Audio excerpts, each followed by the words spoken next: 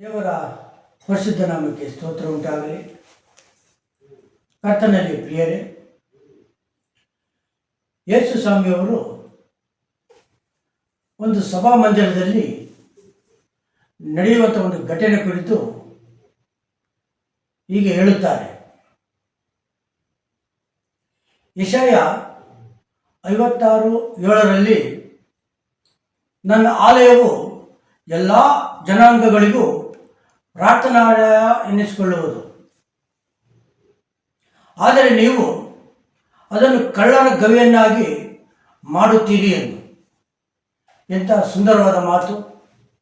ಹೌದು, ಕರ್ತನಲ್ಲಿ ಪ್ರಿಯರೇ, ನಾವುಗಳು ಸಭಾಮಂದಿರಕ್ಕೆ ಹೋಗುವಂಥ ಸಮಯದಲ್ಲಿ ಭಯದಿಂದಲೂ ಭಕ್ತಿಯಿಂದಲೂ ಹೋಗುವಂತೆ ದೇವರು ತಾನೇ ಸಹಾಯ ಮಾಡಲಿ. ಆಮೇಲೆ ದೇವರು ನಿಮ್ಮೊಂದಿಗಿರಲಿ.